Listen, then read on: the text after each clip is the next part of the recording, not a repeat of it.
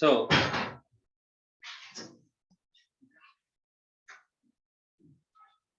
మనం ఎక్కడి వరకు వచ్చామంటేనమ్మా సప్లై డెఫినేషన్ లో 7(1)A గురించి మాట్లాడుకుంటున్నాము. 7(1)A లో గూడ్స్ అంటే చూసాము, సర్వీసెస్ అంటే చూసాము, తర్వాత కన్సిడరేషన్ గురించి కూడా మనం మాట్లాడుకున్నాము. సో తర్వాత పర్సన్ డెఫినేషన్ కూడా చూసాం. ఇంకేం చూడాలి అంటే కనుక in the course or furtherance of business. So దీనికంటే ముందు ఒకసారి బిజినెస్ డెఫినేషన్ చూద్దాం. అసలు బిజినెస్ అంటే ఏమంటున్నాడు అనేది ఒకసారి మనం మాట్లాడుకుందాం.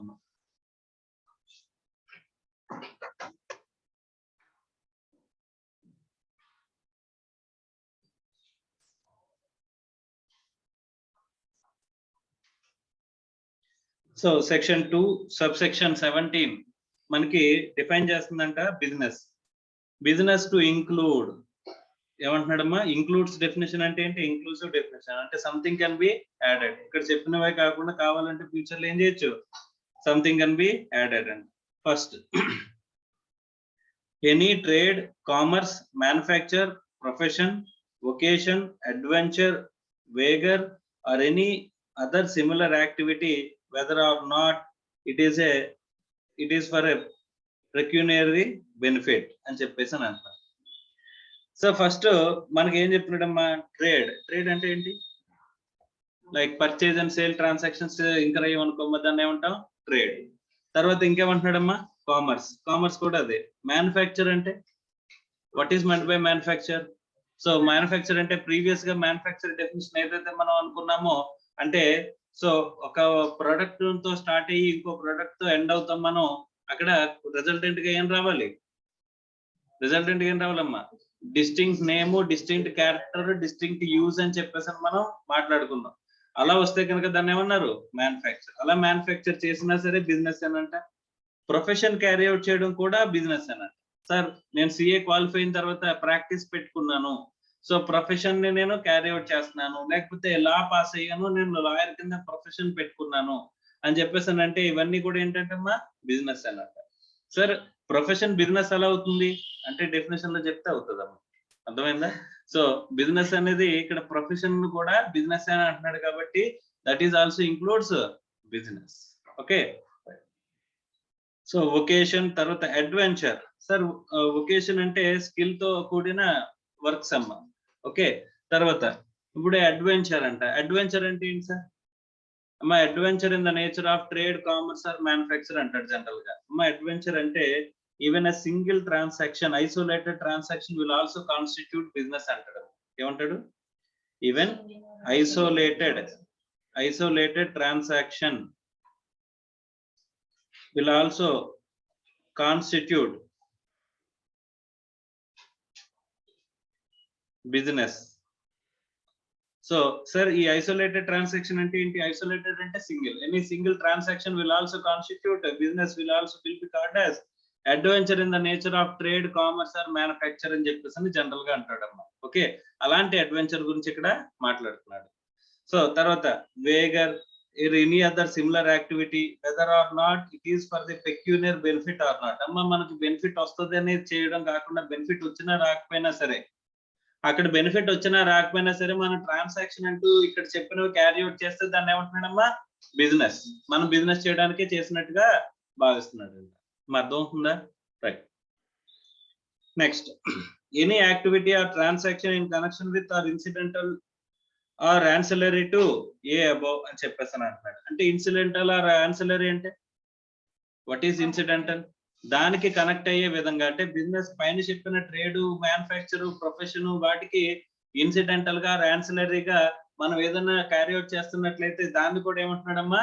బిజినెస్ అనే చెప్తున్నాడు. దాంతో పాటుగా అడిషనల్ గా మనం చేసే యాక్టివిటీని కూడా విత్ రెస్పెక్ట్ టు మన బిజినెస్ కి సంబంధించిన యాక్టివిటీని కూడా ఏమంటున్నాడమ్మా? బిజినెస్ అని చెప్పేసి అని అంటున్నాడమ్మా. Ancillary or incidental transaction.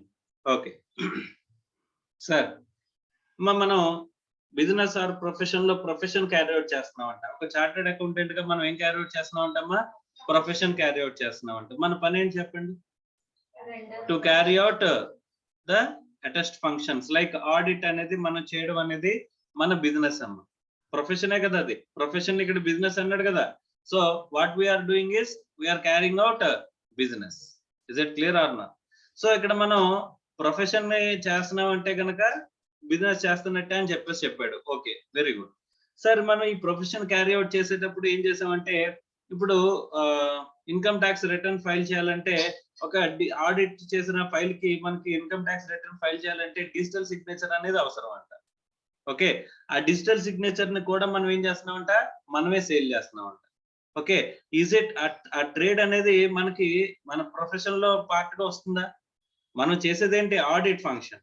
Okay, so దాంతో పాటుగా ఏం చేస్తున్నామంట, ఈ డిజిటల్ సిగ్నేచర్స్ మనం సేల్ చేస్తున్నామంట. Is it clear or not? So ఇప్పుడు మన ప్రొఫెషన్ ఏంటి, ఆడిట్ చేసి మనం ఆడిట్ రిపోర్ట్స్ ఇష్యూ చేయడమే కదమ్మా. ఆడిట్ రిపోర్ట్స్ ఇష్యూ చేయడంతో పాటుగా ఇన్సిడెంటల్ గా ఉన్న, యాన్సిలరీగా ఉన్న ఈ డిజిటల్ సిగ్నేచర్ సేల్ కూడా మనకి ఏమవుతుందంట, బిజినెస్ లోకి వస్తుందా లేదా? Yes or no? మన అది యాక్చువల్ గా మన ప్రొఫెషన్ అంటే డిజిటల్ సిగ్నేచర్లు అమ్ముకోవడమా? కాదు కదమ్మా. మరి one of the part of the activity కింద ఇప్పుడు ఇన్కమ్ ట్యాక్స్ రిటర్న్ ఫైల్ చేయాలంటే డిజిటల్ సిగ్నేచర్ ఇస్ రిక్వైర్డ్. ఆ డిజిటల్ సిగ్నేచర్ కూడా మనమే service provide చేస్తున్నామంట.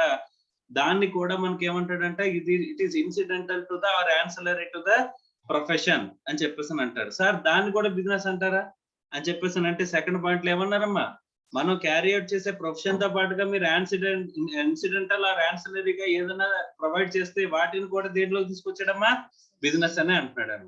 Is it clear or no? Yes or no? So మరి ఆ ట్రాన్సాక్షన్ చేసినప్పుడు మీరు సప్లై చేసినట్లయితే ఆ డిజిటల్ సిగ్నేచర్ మీరు ఏం చేస్తున్నారమ్మా, సప్లై చేస్తున్నారు కదా. సప్లై చేసినట్లయితే అంటే పైన యాక్టివిటీస్ ఒకసారి చూడండి. ఎనీ గూడ్స్ ఆర్ సర్వీసెస్ మనం ఏం చేస్తామమ్మా, supplied. Okay, such as sale, transactions, all forms of supply అన్నాడు కదా, all forms of supply of goods or services such as sale, exchange, అందులో మనకి డిజిటల్ సిగ్నేచర్ మనం ఏం చేస్తున్నాం, సేల్ చేస్తున్నాం. సేల్ అనే ట్రాన్సాక్షన్ వచ్చిందా రాలేదా? సో మరి దాని మీద మనకి ఏం చేసాం, ఫర్ కన్సిడరేషన్ చేస్తున్నాం చేయలేదా? డిజిటల్ సిగ్నేచర్ సర్టెన్ ప్రైస్ కే కదా మనం అమ్ముతున్నాం. తర్వాత మనం ట్రాన్సాక్షన్ చేసేది పర్సనే కదమ్మా. సో అయితే in the course or furtherance of business లో కవర్ అయితే కనుక అక్కడ ఏమవుతుంది, that is treated as taxable event supply. Sir ఇప్పుడు నేను డిజిటల్ సిగ్నేచర్ ఏదైతే సేల్ చేస్తున్నానో దాని మీద కూడా నేను ఈ టాక్సబుల్ ఈవెంట్ చేసినట్టు జిఎస్టీ లివీ చేయాల్సిన అవసరం ఉంటుందా లేదా అని చెప్పేసి అంటే కనుక అక్కడ నువ్వు చేస్తుంది ఏంటమ్మా, సప్లయే కదా. సప్లై చేసావు కరెక్టే, తర్వాత కన్సిడరేషన్ కోసం చేసావు, బై ఏ పర్సన్ గా చేసావు, తర్వాత ఏంటి, in the course or furtherance of business లో కవర్ అయిందా లేదా అంటే incidental activity of profession is also covered under business. Is it clear or not? Yes or no? Right, ఆ థ్రెషోల్డ్ లిమిట్స్ ఆల్రెడీ మనం స్టార్టింగ్ లో మాట్లాడుకున్నాం కదమ్మా. టోటల్ ట్రాన్సాక్షన్ కి మనకి థ్రెషోల్డ్ లిమిట్ అన్ని యాక్టివిటీస్ కలిపిన వాల్యూ. ఓకేనా, నువ్వు ఒకేసారి 4-5 యాక్టివిటీస్ కూడా చేయొచ్చు. ఆ 4-5 యాక్టివిటీస్ కి కలిపి సప్లై వాల్యూ అనేది మన థ్రెషోల్డ్ లిమిట్స్ స్టార్టింగ్ లో మాట్లాడుకున్నాం. ఆ థ్రెషోల్డ్ లిమిట్స్ అనేవి ఒక బిజినెస్ కి కాదమ్మా. నేను ప్రొఫెషన్ క్యారీ అవుట్ చేస్తున్నాను, నా పేరు మీద బిజినెస్ కూడా క్యారీ అవుట్ చేస్తున్నాను అనుకోమ్మా. ఇక్కడ రెండింటిని నేను ఏం చేస్తున్నట్టు, ఒక చోటేమో సప్లై ఆఫ్ సర్వీస్, ఒక చోటేమో సప్లై ఆఫ్ గూడ్స్, మొత్తం అంతా వాల్యూ కలిపి చూస్తారు. ఓకేనా, అన్ని యాక్టివిటీస్. ఇప్పుడు చెప్పు, ఇన్సిడెంటల్ ఆర్ యాన్సిలరీ యాక్టివిటీకి సంబంధించిన వాల్యూ కూడా ఇంక్లూడ్ చేసి చూస్తారు చూడరా? Yes or no? సో కాబట్టి ఇక్కడ ఏంటమ్మా, ఆల్ యాక్టివిటీస్ కి ఇంక్లూడెడ్ గా మనకి సప్లై వాల్యూ చూసి దాన్ని బట్టి ఆ థ్రెషోల్డ్ లిమిట్ దాటితే కనుక you are liable for the registration under GST. కానీ ఒక విషయం మనం ఆల్రెడీ అక్కడ మాట్లాడుకున్నాం, వన్స్ రిజిస్ట్రేషన్ అయిందంటే కనుక థ్రెషోల్డ్ లిమిట్ దాటకపోయినా మనం ఏం చేయాలి, ట్యాక్స్ అనేది కలెక్ట్ చేయాలా లేదా? ట్యాక్స్ అనేది కలెక్ట్ చేసి పే చేయాలి. ఎందుకు పే చేయాలి అలాగా? థ్రెషోల్డ్ లిమిట్ చెప్పారు కదా. అంటే registration is nothing but intimation to the government stating that I'm going to collect tax on behalf of you అని చెప్పేసి ఇంటిమేషన్ ఇవ్వడం అని చెప్పాను. ఆ ఇంటిమేషన్ అంటే ఇచ్చేసామనుకో మాకు ఖచ్చితంగా ఏం చేయాలి, కలెక్ట్ చేయాలి. అంటే థ్రెషోల్డ్ లిమిట్ దాటినా దాటకపోయినా. Is it clear or not? కానీ మనకంటూ ఒక ఫెసిలిటీ ఏమి ఇచ్చారు, థ్రెషోల్డ్ లిమిట్ దాటితే మ్యాండేటరీ రిజిస్ట్రేషన్, థ్రెషోల్డ్ లిమిట్ దాటకపోతే వాలంటరీ రిజిస్ట్రేషన్. ఆ వాలంటరీ అనేది మ్యాండేటరీ కాదు. అర్థమైందా? Next, any activity or transaction in the nature of a above, whether or not the volume, frequency, continuity, regularity of such transaction. ఖచ్చితంగా అంటే ఇంత volume of transaction అంటే పైన చెప్పిన ట్రేడ్, కామర్స్, మ్యానుఫ్యాక్చర్, ప్రొఫెషన్ ఇవన్నీ చెప్పారు కదమ్మా. ఇవి ఇంత వాల్యూమ్ చేసి ఉండాలా, పోనీ రెగ్యులర్ గా ఫ్రీక్వెంట్ గా చేస్తూ ఉండాలా? ఈవెన్ సింగిల్ ట్రాన్సాక్షన్ చేసిన ఏమనుకున్నాం, బిజినెస్ అని అంటారు అనుకున్నావా లేదా? సో ఇక్కడ జాగ్రత్తగా చూస్తే మనకి ఏం చెప్తున్నాడంటేనమ్మా, any activity or transaction in the nature of a above whether or not, అంటే అవి అంత ఉన్నా లేకపోయినా, అంటే ఫ్రీక్వెంట్ గా ఉన్నా లేకపోయినా, వాల్యూమ్నెస్ ఉన్నా లేకపోయినా, కంటిన్యూటీ ఉన్నా లేకపోయినా, రెగ్యులారిటీ ఉన్నా లేకపోయినా, ఆ ట్రాన్సాక్షన్స్ అన్నిటిని ఏమంటున్నాడు, బిజినెస్ అంటున్నాడు. సో సింపుల్ గా అక్కడ చెప్పాలనుకుంటుంది ఏంటి, even single transaction will also constitute business అనొచ్చమ్మా లేదా? Yes or no? సో అంటే వాల్యూమ్ ఆఫ్ ట్రాన్సాక్షన్ చేస్తేనే బిజినెస్ అది. సో లేకపోతే ఫ్రీక్వెంట్ గా ట్రాన్సాక్షన్ చేస్తూ ఉంటేనే బిజినెస్ లేదు కదమ్మా. So even single transaction will also constitute business. Is it clear or not? Sir నేను మ్యానుఫ్యాక్చరింగ్ యాక్టివిటీ ఒక్కసారి చేశాను, మళ్ళీ చేయలా. Is it constitute business or not? Yes. So the business definition is specifically saying that. Next, supply or acquisition of goods including capital goods and services in connection with the commencement of the or closure of the business. Supply or acquisition of goods including capital goods and services in connection with the commencement or closure of the business. అంటే ఒక business start చేయడానికి కానీ close చేయడానికి కానీ నువ్వు ఏదైనా goods కొన్నట్లయితే, including capital goods కొన్నట్లయితే దాన్ని కూడా ఏమంటున్నాడమ్మా, అక్కడ సప్లయర్ ఇక్కడ బిజినెస్ లోకే తీసుకుంటున్నాడు. అర్థం అవుతుందా? Next, provision of a club, association, society or any such body for a subscription or any other consideration of the facilities or benefits to its members as the case may be అని చెప్పేసి చెప్తున్నాడు. చాలా important అమ్మా. ఇప్పుడు మనకి apartments లో ఎంతమంది ఉంటున్నారో చూస్తే, అపార్ట్మెంట్స్ లో ఉన్న వాళ్ళకి తెలుస్తుందమ్మా, అపార్ట్మెంట్ లో మెయింటెనెన్స్ అని చెప్పేసి పే చేయాలి. ఒక అపార్ట్మెంట్ లో ఉన్న ఇప్పుడు 10 ఫ్లాట్స్ ఉన్నాయనుకోమ్మా, ఆ 10 ఫ్లాట్స్ వాళ్ళు కలిపి ఒక అసోసియేషన్ కింద ఫామ్ అవుతారు.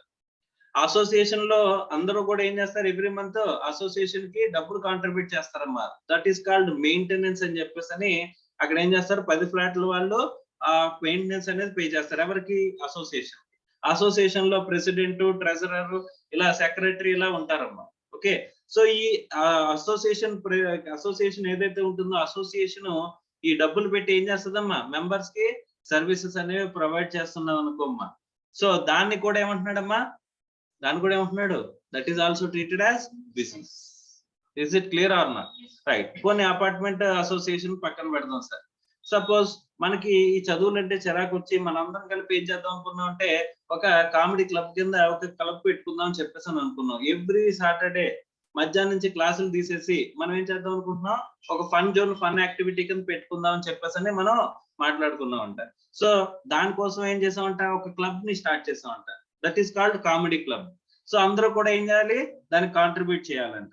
కాంట్రిబ్యూట్ చేసిన తర్వాత ఆ క్లబ్ డబ్బులు కలెక్ట్ చేసిన తర్వాత ఏం చేస్తుందంట, ఒక ఆర్టిస్ట్ ని తీసుకురావడం అని, లేకపోతే కొన్ని గూడ్స్ కొంటారు. అంటే ఇప్పుడు డ్రింక్స్ అయ్యేది ఉంటాయి కదమ్మా, స్నాక్ ఐటమ్స్, డ్రింక్ ఐటమ్స్ అన్ని ఉంటాయి కదా. ఆ డ్రింక్ ఐటమ్స్, స్నాక్ ఐటమ్స్ అన్ని కొని ఇక్కడ పెడుతున్నారంట. మీరు వచ్చి మెంబర్స్ మాత్రమే, ఇక్కడ ఎవరు కొనుక్కోగలరమ్మా, కేవలం మెంబర్స్ మాత్రమే ఈ ప్రొవిజన్స్ అనేవి యూజ్ చేసుకోగలుగుతారంట. అర్థమైందా? సో అలాగా మీరు పర్చేజ్ చేసుకుంటున్నారంట. ఇక్కడ మీకు చేసేదాన్ని కూడా ఏమంటున్నాడమ్మా వీడు, బిజినెస్. ఏమంటున్నాడు, నేను ఎవరితో ట్రాన్సాక్ట్ చేస్తున్నాను, మెంబర్స్ తో. మెంబర్స్ ఎవరు ఏం చేశారు, ఆ డబ్బులన్నీ ఎవరు కాంట్రిబ్యూట్ చేశారు, ఈ ప్రొడక్ట్స్ కొనడానికి మెంబర్సే కదమ్మా. ఆ మెంబర్స్ కాంట్రిబ్యూట్ చేసిన దానికి మనకి ఏం చేస్తున్నామమ్మా, మెంబర్స్ కే మళ్ళీ సేల్ చేస్తున్నాం. అయినా సరే దాన్ని ఏమంటున్నాడు, that is called business. Right sir, ఇది కూడా పక్కన పెడతాం. సపోజ్ హాలికన్ టైమ్స్ అని ఎప్పుడైనా విన్నారమ్మా? సో కాకినాడలో మనకి హాలికన్ టైమ్స్ అనే ఒక క్లబ్ ఉందమ్మా. వాళ్ళు ఏంటంటే స్విమ్మింగ్ పూల్, గేమ్ జోన్, తర్వాత రెస్టారెంట్, ఇలాగ మొత్తం అన్ని కూడా సర్వీసెస్ అనేవి ఒక క్లోజ్డ్ గ్రూప్. కేవలం అందులో హాలికన్ టైమ్స్ అనే క్లబ్ లో మెంబర్ అయిన వాళ్ళకి మాత్రమే ఆ ఫెసిలిటీస్ మాత్రం యూజ్ చేసుకోగలరంట. Okay, it's a premium club. Yearly ఒక 50,000 లేకపోతే ఒక కంటిన్యూస్ గా అంటే ఒక 3-4 years కి అయితే 3 lakhs ఎంత ఉంటదమ్మా. సపోజ్ ఆ ఫెసిలిటీస్ ని బట్టి మనం చూస్ చేసుకునే మెంబర్షిప్ ని బట్టి. సో అక్కడ మనకి అన్ని ఫెసిలిటీస్ కేవలం ఎవరికి ప్రొవైడ్ చేస్తారమ్మా, మెంబర్స్ కి మాత్రమే ఇస్తారంట. సో అసోసియేషన్ లో డబ్బులు కట్టిన వాడు మాత్రమే అక్కడ ఉన్న ఫెసిలిటీస్ ని యూజ్ చేసుకునే అవకాశం అనేది ఉంటుందంట. ఓకే, సో అలా ప్రీమియం క్లబ్స్ ఏవైతే ఉంటాయో ఆ ప్రీమియం క్లబ్స్ కి మనం మెంబర్షిప్ కట్టి మనం ఏం చేస్తున్నాం, అక్కడ నుంచి సర్వీసెస్ తీసుకుంటున్నాం. అంటే ఆ క్లబ్ మీకు ఏం చేస్తుంది, సర్వీసెస్ ప్రొవైడ్ చేస్తుంది కదమ్మా. సో సర్వీసెస్ ప్రొవైడ్ చేస్తే దాన్ని కూడా ఏమంటున్నాడమ్మా, బిజినెస్ అంటున్నాడు. మా క్లబ్ బయట వాళ్ళందరికీ కూడా సప్లై చేస్తుందా, వాళ్ళ మెంబర్స్ కి సప్లై చేస్తుందా? కేవలం మెంబర్స్ తో మాత్రమే ట్రాన్సాక్ట్ చేస్తుంది. అర్థమైందా?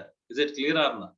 సో ఇలాగా ఉంటే కనుక జనరల్ గా ఆ డబ్బులు కాంట్రిబ్యూట్ చేసిన వాళ్ళే మెంబర్స్, ఆ మెంబర్స్ తోనే మళ్ళీ మనం ఏం చేస్తున్నామమ్మా, ట్రాన్సాక్షన్ చేస్తున్నా సరే ఇక్కడ ఏమంటున్నాడమ్మా, that is going to be treated as business.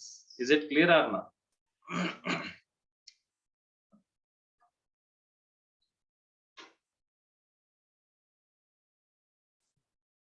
General గా ఈ క్లబ్స్ ఎలాంటివి ఉన్నాయనుకోమ్మా, వీటిని ఏమంటారంటే కాన్సెప్ట్ ఆఫ్ మ్యూచువాలిటీ అంటారమ్మా. ఏమంటారు? Concept of మ్యూచువాలిటీ. సో ఎందుకు ఇక్కడ స్పెసిఫిక్ గా బిజినెస్ లోకి ఇది ఇంక్లూడ్ చేయాల్సిన అవసరం వచ్చిందో కూడా మీకు ఎక్స్ప్లెయిన్ చేస్తానమ్మా. ఇన్కమ్ ట్యాక్స్ యాక్ట్ అనే ఒక యాక్ట్ ఉంది కదమ్మా, డైరెక్ట్ ట్యాక్సెస్ లో ఇన్కమ్ ట్యాక్స్ ఉందా? ఆ ఇన్కమ్ ట్యాక్స్ యాక్ట్ లో కాన్సెప్ట్ ఆఫ్ మ్యూచువాలిటీకి సర్టెన్ ఎగ్జంప్షన్స్ ఉన్నాయంట. ఏమున్నాయి? Certain exemptions. ఇప్పుడు మనం అందరం కలిపి మనం ఒక 1,00,000 రూపాయలు వేసుకుని 1,00,000 రూపాయలతో నేను ఇక్కడ గూడ్స్ కొనుక్కొని మనం ఏం చేసామంట, ఓన్లీ మెంబర్స్ మాత్రమే ఇక్కడ నుంచి కొనుక్కోగలరు అని చెప్పాం. ఈ 1,00,000 రూపాయల గూడ్స్ ని నేను సపోజ్ 2,00,000కి మెంబర్స్ కి అమ్మానంట. అమ్మ, ఈ 1,00,000 రూపాయలు నాకు కాంట్రిబ్యూట్ చేసింది ఎవరు? మెంబర్స్. సో ఆ మెంబర్స్ మెంబర్స్ పెట్టి డబ్బులతో నేను గూడ్స్ కొన్నాను. ఆ గూడ్స్ ని మళ్ళీ ఎవరికి అమ్మాను? మెంబర్స్ కి అమ్మాను. అర్థమైందా? సో ఇప్పుడు వచ్చిన దాన్ని ప్రాఫిట్ అని అనొచ్చా? ప్రాఫిట్ అని అనొచ్చా? నేను బయట వాళ్ళకి అమ్మాను అనుకోమ్మా, అది బిజినెస్ అంటాం. కానీ ఇక్కడ విత్ ఇన్ ద గ్రూప్ లో ఒక మెంబర్స్ మాత్రమే, ఇప్పుడు అసోసియేషన్ కింద మనం ఫామ్ అయ్యి మనం 1,00,000 రూపాయలు కాంట్రిబ్యూట్ చేసింది మీరే. ఆ 1,00,000 రూపాయల గూడ్స్ 2,00,000 కొన్నది కూడా మీరే. ఈ అడిషనల్ 1,00,000 దేనికి ఉపయోగిస్తాం అనుకున్నామంటే for the welfare of the association. Okay, మనం పెట్టిన క్లబ్ యొక్క ఏది ఫ్యూచర్ నీడ్స్ ని ఉపయోగించుకోవడానికి డబ్బుల్ని సెట్ అసైడ్ చేసి ఉంచుతున్నామంట. ఎవరితో ట్రాన్సాక్షన్ చేసాం? మెంబర్స్. సో మెంబర్స్ డబ్బులు ఎవరు కాంట్రిబ్యూట్ చేశారు? మెంబర్సే కాంట్రిబ్యూట్ చేశారు. ఆ ప్రాఫిట్ దేని వల్ల వచ్చింది? మెంబర్ తో ట్రాన్సాక్షన్ చేయడం వల్ల వచ్చింది అనుకుంటే కనుక that will not be treated as income. That will not be treated as income and that is not going to B tax. అమ్మ, ఇప్పుడు 2,00,000కి అమ్మాను, సేల్ 2,00,000, పర్చేజ్ కాస్ట్ ఎంత? 1,00,000, ప్రాఫిట్ ఎంత? 1,00,000. ఆ 1,00,000 మీద ఇన్కమ్ అంటారా అంటే ద కాన్సెప్ట్ ఆఫ్ మ్యూచువాలిటీ ఏం చెప్తుందని చెప్పేసానంటే that will not be treated as income and that is not going to be taxed in the income tax act. అర్థమైందా? Is it clear or not? Yes or no? Right. So అలాగా income tax act లో మనకి ఏం చేశారమ్మా, concept of మ్యూచువాలిటీకి certain exemptions అనేవి ఇచ్చారంట. Okay, general గా ఆలోచించండి, ఇదేదో లూప్ హోల్ లో కనిపిస్తుందా, కనిపించట్లేదా? అవునా కదా? సో మరి లూప్ హోల్ ఉంటే కనుక జనాలు ఉపయోగించుకుంటారా లేదా? సో అలాగే ఉపయోగించుకుని వీళ్ళు ఏం చేశారంటమ్మా అంటే ఈ వీళ్ళు కొన్ని ట్రాన్సాక్షన్స్ చేశారంట. ఆ ట్రాన్సాక్షన్స్ కి కౌంటర్ కూడా ఇచ్చారంట. మరి జనరల్ గా ఇక్కడ మన యాక్ట్ లో కనుక ఏదైనా సరే మనకి ఒక లూప్ హోల్ అంటే ఉందంటే మనం ఉపయోగించుకుంటున్నామని తెలిస్తే వెంటనే చెక్ పెట్టచ్చా లేదా? చెక్ ఎలా పెడతారమ్మా? By making an amendment to the act. Act కు ఒక సింపుల్ అమెండ్మెంట్ యాడ్ చేశారనుకోమ్మా, దాన్ని ఏమంటాం? ఆటోమేటిక్ గా ఇంకా అది క్లోజ్ అయిపోయినట్టే కదా? Yes or no? సో ఈ కాన్సెప్ట్ ఆఫ్ మ్యూచువాలిటీని మనకి ఏం చేశారంటే మిస్యూటిలైజ్ చేస్తూ చాలా మంది ఏం చేశారంటే, ఎగ్జాంపుల్ కి మనకి కాకినాడలోనే కేసీబీఎస్ అని చెప్పేసి అని ఒకటి ఉందమ్మా, కాకినాడ కోఆపరేటివ్ బిల్డింగ్ సొసైటీ అని చెప్పేసి అని ఒక బ్యాంక్ అనమాట. అదేంటిది?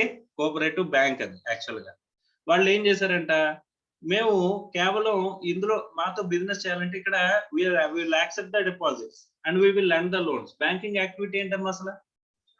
What is the activity of banking? Accepting deposits and lending loans, అంతే కదా? రైట్. వీళ్ళు ఏం చేశారంట, ఈ కేసీబీఎస్ అనే వాళ్ళు we will accept deposits and we will lend loans only to the members. అంటే ఫస్ట్ మీరు నాతో ట్రాన్సాక్ట్ చేద్దాం అనుకుంటున్నారు అనుకోమ్మా, మీ డబ్బులు తీసుకొచ్చి మా బ్యాంక్ లో డిపాజిట్ చేద్దాం అనుకుంటున్నారు అనుకోమ్మా, ఫస్ట్ మీరు ఏం చేయాలంట? You have to take membership. ముందు మెంబర్షిప్ తీసుకోవాలంట. అర్థమైందా? తర్వాత ఏం చేయాలి? తర్వాత ఏం చేయాలి, మీరు లోన్ ఎవరైనా లోన్ కావాలనుకోమ్మా, డబ్బులు అవసరమైన లోన్ కావాలనుకోమ్మా, వాళ్ళు వచ్చి ఫస్ట్ ఏం తీసుకోవాలి, మెంబర్షిప్. అంటే ఇప్పుడు చెప్పండి, ఇక్కడ ఈ కేసీబీఎస్ అనే ఆర్గనైజేషన్ ఎవరితో మాత్రమే ట్రాన్సాక్ట్ చేస్తుంది, అంటే మెంబర్స్ ఇచ్చిన డబ్బులతో మెంబర్స్ కి అప్పులు ఇస్తుంది, అంతేనా? Yes or no? అంటే is it concept of mutuality కాదా? అవునా కదమ్మా? ఎవరితో ట్రాన్సాక్ట్ చేస్తుంది ఇక్కడ, ఓన్లీ మెంబర్సే కదమ్మా. Yes or no? సో ఇలా ట్రాన్సాక్షన్ చేస్తూ వచ్చిన ప్రాఫిట్స్ మీద ట్యాక్స్ అనేది ఏం చేస్తున్నారు, ట్యాక్స్ కట్టట్లేదంట. అర్థమైందా? సో అందుకోసం చెప్పేసి మనకు సింపుల్ కదమ్మా, ఏదన్నా ఒకటి మనం కొత్త మార్గం కనిపెట్టామనుకోమ్మా, సింపుల్ గా కౌంటర్ ఇచ్చేస్తారమ్మా. ఆ కౌంటర్ ఏం చేశారంటే సెక్షన్ 224 ఇన్కమ్ డెఫినిషన్ అని చెప్పేసి, ఇన్కమ్ డెఫినిషన్ లో ఏం చెప్పారంట, even though the association is doing a banking business, ఏమిటంట, banking business with its members, it will be considered as income. ఒకవేళ అసోసియేషన్ కనుక ఏం చేస్తున్నారంటే అమ్మా, బ్యాంకింగ్ బిజినెస్ చేస్తుంటట్లయితే, అలాగే ఇన్సూరెన్స్ కూడా, ఇంకోటి ఏంటి, insurance. So banking, insurance business కనుక మెంబర్స్ తో అసోసియేషన్ చేస్తున్నట్లయితే that will be treated as income. వాళ్ళకు వచ్చిన సర్ప్లస్ ఏమంటాం, ఇన్కమ్ కింద ట్రీట్ చేస్తాము, ట్యాక్స్ చేస్తామని చెప్పేసి ఇన్కమ్ డెఫినిషన్ అనే ఇన్కమ్ ట్యాక్స్ యాక్ట్ లో ఇన్కమ్ డెఫినిషన్ లో ఇంక్లూడ్ చేస్తారంటమ్మా. అర్థమైందా? సో కాన్సెప్ట్ ఆఫ్ మ్యూచువాలిటీని మిస్యూటిలైజ్ చేస్తూ వీళ్ళు ఏం చేశారు, బ్యాంకింగ్ బిజినెస్, ఇన్సూరెన్స్ బిజినెస్ చేస్తున్నట్లయితే వాళ్ళని తీసుకొచ్చి ఏం చేశారంటమ్మా, ఇన్కమ్ లోకి ఇంక్లూడ్ చేస్తారు. Is it clear or not? ఇప్పుడు ట్యాక్సిబుల్ అవుతాయా లేదా? సో ఇవి కాకుండా బ్యాంకింగ్ బిజినెస్, ఇన్సూరెన్స్ బిజినెస్ కాకుండా ఇందాక మనం చెప్పుకున్న కామెడీ క్లబ్ అని చెప్పేసి అనుకున్నాం కదా, ఇప్పుడు ఆ కామెడీ క్లబ్ కోసం అందరూ కలిపి ఎంత కాంట్రిబ్యూట్ చేశారు, ఒక 1 lakh కాంట్రిబ్యూట్ చేశారు. 1 lakh తో నేను ఏం చేశాను, గూడ్స్ కొన్నాను. ఆ గూడ్స్ ను మళ్ళీ మెంబర్స్ కి మాత్రమే అమ్మాను. ఎంత అమ్మాను, 2 lakhs కి అమ్మాను. ఎక్స్ట్రా 1 lakh ప్రాఫిట్ వచ్చింది. Is it taxable or not? It is not a banking business or it is not a insurance business. So కాబట్టి concept of mutuality still applies here and the members, the association is no need to pay tax. Is it clear or not? So కానీ మరి ఇది ఇక్కడ జిఎస్టీకి applicable అవుతుందా అవదా, మా జిఎస్టీకి applicable అవుతుందా అవదా అని చెప్పేసానంటే ఇక్కడ మనకి చూసుకుంటే ఇక్కడ పాయింట్లు ఏం చెప్పారమ్మా. So provisions by a club, association, society or any such body for subscription or any other consideration of the facilities to the or benefits to its members as the case may be అంటాడు. Sir అక్కడ association ఎవరికి మాత్రమే అక్కడ provide చేస్తుంది, members కి మాత్రమే provide చేస్తుంది కదమ్మా. దాన్ని కూడా ఏమంటున్నాడు ఇక్కడ, బిజినెస్ అంటున్నాడు. అర్థమైందా? So supply of goods or services జరిగి అక్కడ ఫర్ కన్సిడరేషన్ జరిగి, ఇక్కడ మనం కామెడీ క్లబ్ అని పెట్టుకున్న తర్వాత మీ అందరూ కూడా డబ్బులు కాంట్రిబ్యూట్ చేశారు. సో ఈ వాటితో నేను మెటీరియల్స్ కొన్నాను, గూడ్స్ కొన్నాను. ఆ గూడ్స్ కొన్నాయి మీకు అమ్ముతున్నాను, అమ్మట్లేదా? దేనికి ఊరికి అమ్ముతున్నానా? ఫర్ కన్సిడరేషన్ చార్జ్ చేస్తున్నానా, చేయట్లేదా? So all forms of supply of goods or services దేనికోసం చేస్తున్నాను, ఫర్ కన్సిడరేషన్ చేస్తున్నాను, బై ఏ పర్సన్ చేస్తున్నాను. ఓకే, అందులో in the course or furtherance of business కనుక జరిగినట్లయితే, అంటే బిజినెస్ లో కనుక కవర్ అయినట్లయితే ఇక్కడ ఏం జరిగినట్టు, టాక్సబుల్ ఈవెంట్ జరిగినట్ట జరగనట్ట? Yes or no? So even though we transact with the members only, that is going to be treated as business. అర్థమైందా లేదా? సో ఇప్పుడు ఇక్కడ కాన్సెప్ట్ ఆఫ్ మ్యూచువాలిటీ ఎగ్జంప్షన్స్ ఏమైనా జిఎస్టీ లో ఉన్నాయా లేవా? ఉన్నాయా? సో అది ఇన్కమ్ ట్యాక్స్ అమ్మా. ఓకే, సో అది ఇన్కమ్ ట్యాక్స్ లో బ్యాంకింగ్, ఇన్సూరెన్స్ అని చెప్పారు. ఫస్ట్ ఆఫ్ ఆల్ ఇక్కడ any service provided by members, association to the members or club to the members చేస్తే కనుక దాన్ని ఏమంటున్నాడమ్మా, బిజినెస్ అన్నాడా లేదా? బిజినెస్ అన్నాడు అంటే కన్సిడరేషన్ కోసం జరిగిందా జరగలేదా? జరిగితే కనుక ఆటోమేటిక్ ఏమొస్తుంది, సప్లై అవుతుందా లేదా? సో ఇప్పుడు నేను మీకు అమ్మే గూడ్స్ మీద నేను జిఎస్టీ లెవీ చేయాల్సిన అవసరం ఉందా లేదా? Yes or no? Yes. Is it clear or not? Even the association is doing transacting only with the members, that is also liable for the GST. Yes or no? Next, admission for a consideration of a persons to any premises. Right. Sir ఇక్కడ ఏమంటున్నాడండి, ఇప్పుడు చార్మినార్ ఉందమ్మా, చార్మినార్ కి entrance కి వెళ్దాం అనుకున్నాం అనుకోమ్మా, entrance లో ఏమడుగుతారు, entrance fee అడుగుతారా లేదా? ఓకే, తర్వాత ఒక సర్కస్ కి వెళ్తున్నాం అనుకోమ్మా, సర్కస్ కి ఏమడుగుతారు, ఎంట్రన్స్ ఫీజు ఉంటుందా లేదా? ఒక ఎగ్జిబిషన్ కి వెళ్తున్నామమ్మా, ఎగ్జిబిషన్ కి ఏముంటుంది? ఎంట్రన్స్ ఫీజు ఉంటుందా లేదా? సో ఇక్కడ చూడండి, admission for a consideration of A person off to any premises, ఏదైనా ప్రెమిసెస్ లోకి మీరు ఎంటర్ అవ్వడానికి కన్సిడరేషన్ కనుక చార్జ్ చేస్తున్నట్లయితే that is also treated as business. అర్థమవుతుందా? అక్కడ అడ్మిషన్ టు ద, ఇప్పుడు గ్రంథాలయం ఉంది, డబ్బులు రూపాయి తీసుకోవాలి లోపలికి వెళ్ళడానికి, అంటే మనం వెళ్ళమనుకోండి అది వేరే విషయం, ఎందుకంటే డబ్బులు లేవు కదా. ఎగ్జిబిషన్ కి 100 రూపాయలు కదా, 200 పెట్టినా సరే వెళ్తాం. ఒక సర్కస్ కి ఆడు 300 అడిగినా వెళ్తాం, అవునా కదా. సో అలాగే ఎంట్రన్స్ అనేది దానికి డబ్బులు పెట్టి ఫర్ కన్సిడరేషన్ పెట్టి మీరు కనుక ఎంట్రన్స్ లోపలికి వెళ్ళాలంటే కనుక you have to pay certain consideration అని అన్నాడు అంటే కనుక దాన్ని ఏమంటున్నాడు? మా ఫర్ కన్సిడరేషన్ ఉంటేనే అక్కడ ఏమంటది అన్నది business. Is it clear or not? Yes or no? అంటే సార్ అక్కడ ప్రెమిసెస్ లోకి అలౌ చేయడానికి ఫర్ కన్సిడరేషన్ కనుక తీసుకున్నట్లయితే దాని మీద కూడా జిఎస్టీ లెవీ అవుతుందా? అది కూడా మీకు ఏం చేసినట్టమ్మా? సర్వీస్ చేసినట్టు, సప్లై ఆఫ్ సర్వీస్. అర్థమైందా? So entering in to the premises లోకి అలౌ చేయడం అంటేనే అక్కడ మీకు ఏం చేస్తున్నట్టు? సర్వీస్ ప్రొవైడ్ చేసినట్టు. Supply of service that is also treated as for consideration జరిగింది, బై ఏ పర్సన్ జరిగింది. అండ్ ఇది బిజినెస్ కాదా అంటే ఆ ఎంట్రన్స్ లోకి వెళ్ళడానికి కూడా దీనికి బిజినెస్ డెఫినేషన్ లో యాడ్ చేశాడా చేయలేదా? యాడ్ చేశాడు కాబట్టి అది ఏమవుతుంది? That is treated as business. అర్థమైందా? బిజినెస్ లోకి వచ్చింది కాబట్టి ఇక్కడ అన్ని కండిషన్లు సాటిస్ఫై చేస్తుందా లేదు చూడండి. 7(1)A అనేది చాలా ఇంపార్టెంట్, ఎందుకంటే టాక్సబుల్ ఈవెంట్ ని డిసైడ్ చేయడానికి. సో టాక్సబుల్ ఈవెంట్ ని డిసైడ్ చేయాలంటే ఏం జరగాలి? Supply of goods or services జరగాలి, ఫర్ కన్సిడరేషన్ జరగాలి, బై ఏ పర్సన్ జరగాలి, తర్వాత ఏంటి?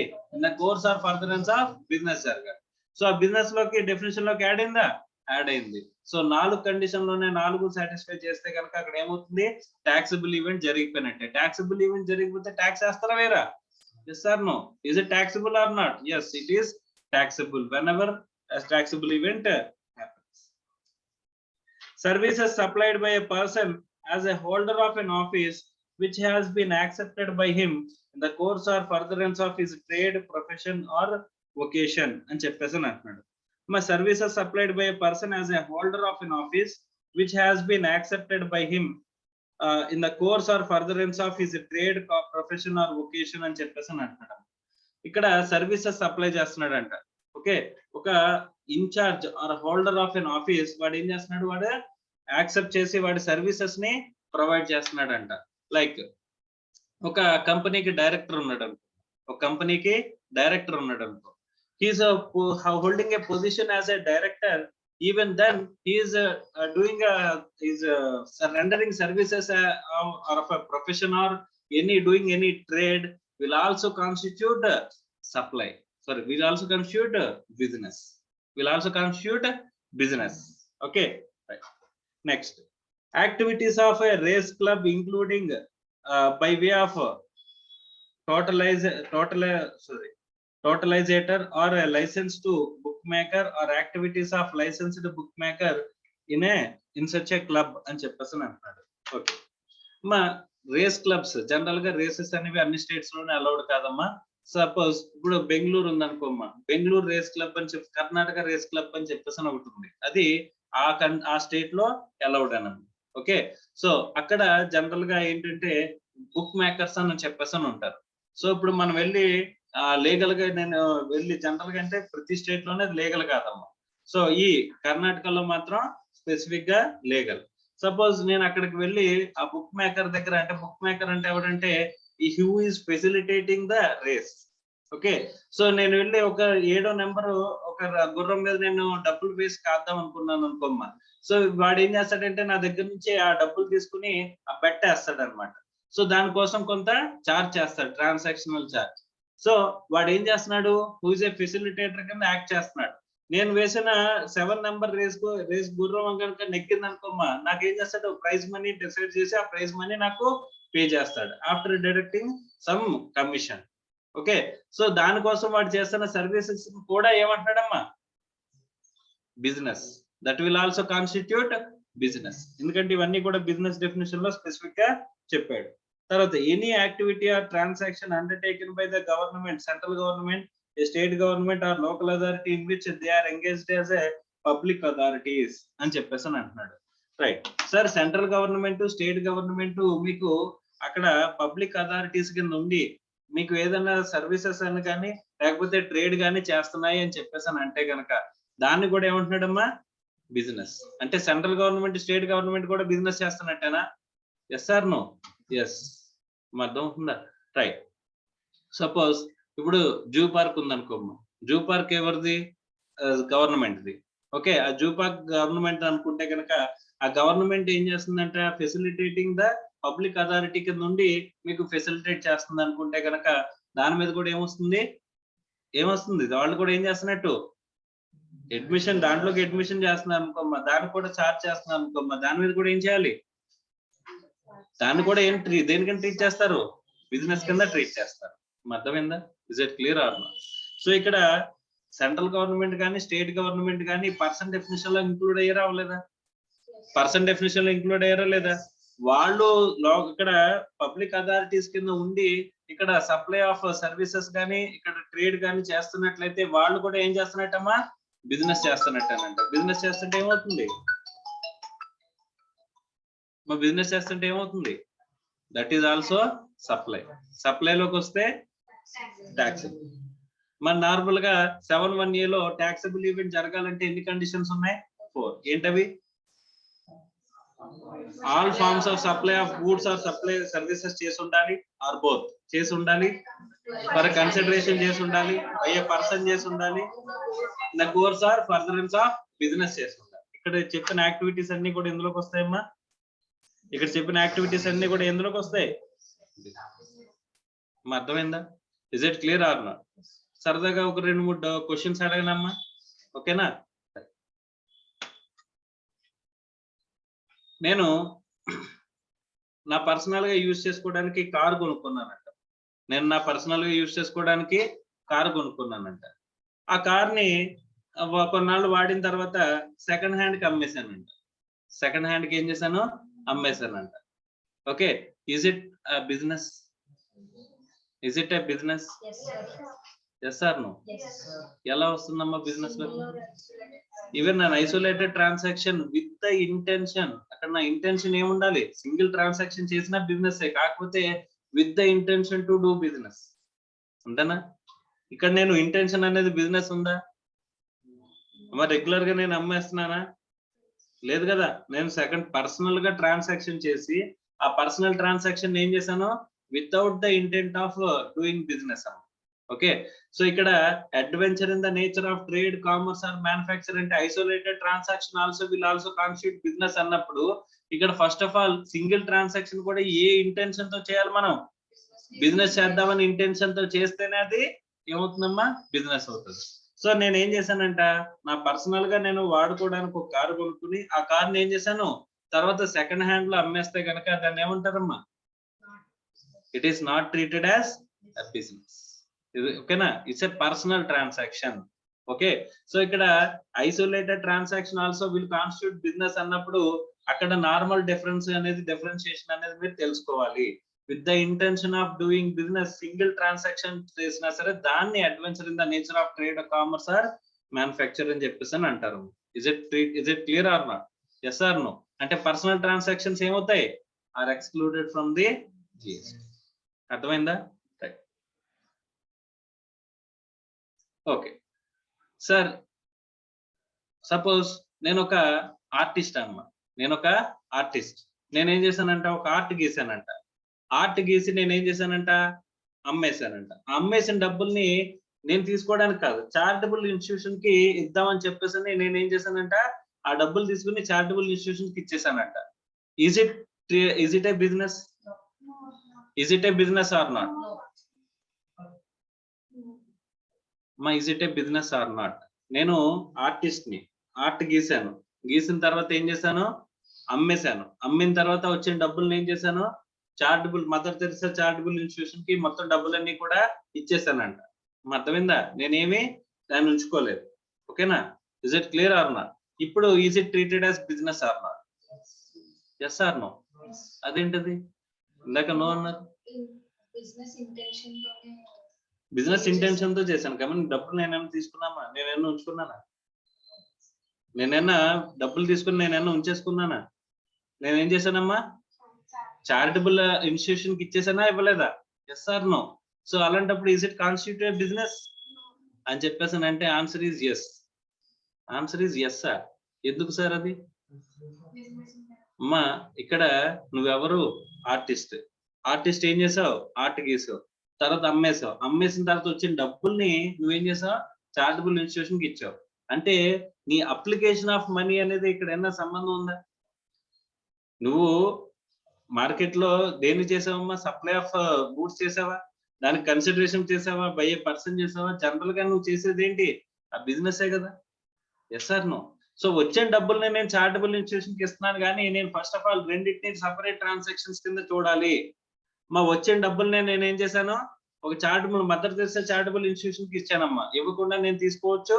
నేను ఇక్కడ చాయిస్ అనేది ఉంది కదా, application of money. Application of money ఏం చేయొచ్చు? నేను డబ్బులు తీసుకోవచ్చు లేదా వేరే వాళ్ళకి ఇచ్చేయచ్చు. అలా వేరే వాళ్ళకి ఇచ్చేసాను. అది నా డిస్క్రిప్షన్, అవునా కదా? సో ఫస్ట్ ఆఫ్ ఆల్ నేను చేసిన ట్రాన్సాక్షన్ ఏంటి? బిజినెస్. ఆ తర్వాత వచ్చిన బిజినెస్ ప్రొసీడ్స్ నేను ఏం చేశాను? చారిటీకి ఇచ్చాను. అది నా డిస్క్రిప్షన్ కదమ్మా. Yes or no? So first of all నేను చేసిన ట్రాన్సాక్షన్ రెండింటిని కూడా కలిపి చూడకూడదు, రెండు విడివిడిగా చూడాలి. నేనేం చేశాను? నేను అమ్మేసింది ఏదైతే ఉందో, అమ్మేసింది ఏమవుతుందమ్మా? బిజినెస్ అవుతుంది. ఆ తర్వాత అప్లికేషన్ చేశాను కదా, అదేమవుతుంది? నా డిస్క్రిప్షన్ అవుతుంది. Purely my description. Is it clear or not? So అలాంటప్పుడు that is not treated as business. Is it clear or not? Yes or no? Next. Okay. మా ఇంట్లో ఒక ఆర్ట్ ఉందంట. ఓకే, మోనాలిసా ఆర్ట్ ఉంటది కదా, ఆర్ట్ మా ఇంట్లో ఉందంట అనుకోండి. ఓకే, సో అది ఏం చేశానంట? మ్యూజియం ఉంటది కదా, మ్యూజియం కి నేను తీసుకెళ్లి ఇచ్చేసానంట. మ్యూజియం కి నేను తీసుకెళ్లి ఇచ్చానంట. సో వాళ్ళు నాకు ఏ డబ్బులు పే చేయలేదంట. Is it constitute a business? ఏ ఇక్కడ ఏం లేదు, కన్సిడరేషన్ లేదు, అంతేనా? సో బిజినెస్ ట్రాన్సాక్షన్స్ అన్ని కూడా మనం ఏం చేయాలమ్మా? జాగ్రత్తగా ఈ బిజినెస్ ట్రాన్సాక్షన్స్ అంటే ఏంటనేది గుర్తుపెట్టు. Is it clear or not? ఇప్పుడు 7(1)A పూర్తిగా కంప్లీట్ అయిందా లేదు చూడండి ఒకసారి. 7(1)A పూర్తిగా కంప్లీట్ అయిందా? 7(1)A లో ఫస్ట్ ఏమంటున్నాడు? All forms of supply of goods or services or both such as sale, transfer, barter, rental, exchange, lease, license, etc. or disposal made or agreed to be made. దేనికోసం? For consideration. తర్వాత by a person. తర్వాత in the course of furtherance of business.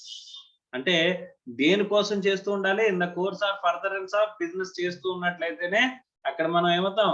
Liable. అర్థమవుతుందా? అది supply కింద treat చేయబడుతుంది, taxable event కింద treat చేయబడుతుంది. Is it clear or not? తర్వాత 7(1)B ఏం చెప్తున్నారు చూడండి. Importation of service for consideration whether or not in the course or furtherance of business. Right అమ్మా, ఈసారి నేను ఏం చేస్తున్నానంట? ఇంపోర్టేషన్ ఆఫ్ సర్వీస్ చేస్తున్నాను. Importation of service, not goods. Importation service, specific గా సర్వీసెస్ ని మెన్షన్ చేశాడు అక్కడ, అంతేనా? Yes or no? సో దేనికోసం చేస్తున్నానంట? For consideration whether or not in the course or furtherance of business. In the course or furtherance of business కోసం చేయొచ్చు, చేయకపోవచ్చు. ఇక్కడ బిజినెస్ చేద్దామని ఇంటెన్షన్ తో చెయ్యొచ్చు, చేయకపోవచ్చు. కానీ మనం చేస్తుంది ఏంటి? ఇంపోర్టేషన్ ఆఫ్ సర్వీస్ చేస్తున్నాను. ఓకే, అప్పుడు ఏమవుతుందంట? That is treated as supply. Supply includes లో కవర్ అయింది. సప్లై ఇంక్లూడ్సే కదా. సప్లై ఇంక్లూడ్స్ లో 7(1) లో సప్లై ఇంక్లూడ్స్ అని చెప్పినప్పుడు అందులో ఏ కవర్ అయింది, బి కవర్ అయింది, సి కవర్ అయింది కదా. అందులో ఏ ఏంటి? All forms of supply of goods or services or both such as అని చెప్పేసి చెప్పిన తర్వాత for consideration by a person in the course of furtherance of business అని చెప్పాడు. సెకండ్ బి పాయింట్ వచ్చేసరికి ఏంటంటున్నాడు? ఇంపోర్టేషన్ ఆఫ్ సర్వీస్ చేసుకుంటున్నాం. దేనికోసం? బిజినెస్ చేయడం కోసం అవ్వచ్చు, బిజినెస్ చేయకపోవడం గురించి అవ్వచ్చు. అంటే వెదర్ ఆర్ నాట్ అంటే అది బిజినెస్ కోసం అవ్వచ్చు లేదా పర్సనల్ కోసం అవ్వచ్చు. నువ్వు దేనికోసం చేసినా, బిజినెస్ ఉన్నా లేకపోయినా ఇంపోర్టేషన్ ఆఫ్ సర్వీస్ చేసావు, ఫర్ కన్సిడరేషన్ చేసావు అంటే కనుక అక్కడ ఏమున్నట్టంట? సప్లై ఉన్నట్టండి. అక్కడ ఏమున్నట్టు? Supply. Is it clear or not? Right sir, ఒక క్వశ్చన్ ఒక ఎగ్జాంపుల్ చెప్పుకుంటే మనకు బాగా అర్థమవుతాం. ఓకేనా? రైట్, నేను ఒక ఇల్లు కట్టుకుంటున్నాను.